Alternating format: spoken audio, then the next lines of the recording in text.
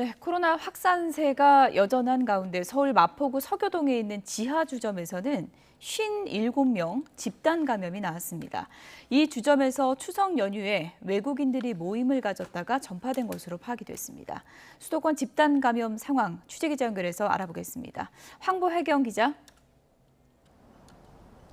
네, 서울 서교동 거리에 나와 있습니다. 네, 서교동에 있는 주점에서 확진자가 수십 명이 나왔다고 하던데요. 어떤 상황입니까?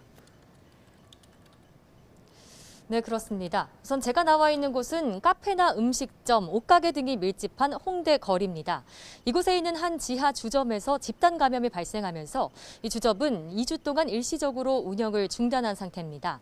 일반 음식점으로 등록됐지만 사실상 펍이나 주점으로 운영됐던 곳인데요. 이곳에선 지난 23일 방문자 지인 1명이 처음 확진된 뒤 지금까지 일주일 만에 업주와 방문객 등 57명이 감염됐습니다. 확진자 대부분은 베트남인인데 마포구청은 추석 연휴였던 지난 19일부터 23일 사이 베트남인들이 이곳에서 모임을 가진 것으로 확인됐다고 밝혔습니다. 방역당국은 주점이 지하에 있어 자연 환기가 어려웠던 데다 밀폐된 공간에서 거리 두기가 잘 지켜지지 않았던 것을 감염 요인으로 보고 있습니다. 또 일부 이용자들은 마스크 착용이 미흡했던 것으로 확인됐습니다. 중대본은 재난 문자를 보내 지난 19일부터 23일 사이 이곳 주점을 방문한 사람은 코로나19 검사를 받아달라고 요청했습니다. 전통시장 관련 집단 감염도 규모를 계속 키우고 있습니다. 송파구 가락시장에선 한 달 만에 763명이 확진됐고 중구 중부시장 확진자도 계속 늘어 300명에 가까운데요.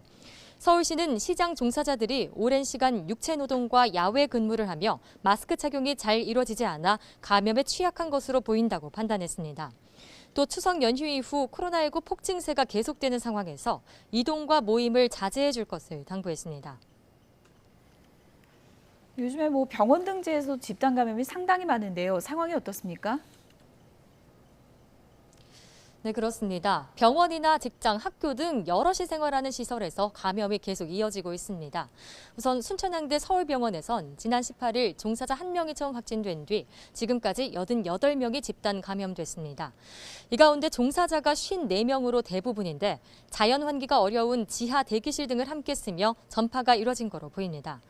경기 의정부시 요양원에서도 감염에 취약한 어르신 12명을 포함해 모두 16명이 확진됐습니다. 직장과 학교 등에서도 감염이 잇따랐는데요. 경기 포천시 섬유 육류 가공업체와 관련해선 49명이 집단 감염됐고 인천 중구 유치원에선 원생과 가족 등 11명이 양성 판정을 받았습니다.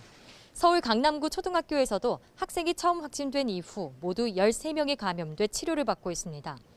다음 달 개천절과 한글날 연휴를 앞두고 긴장감이 높아지는 상황에서 방역당국은 내일 거리두기 연장 여부를 결정할 방침입니다. 지금까지 서울 서교동에서 YTN 황보혜경입니다.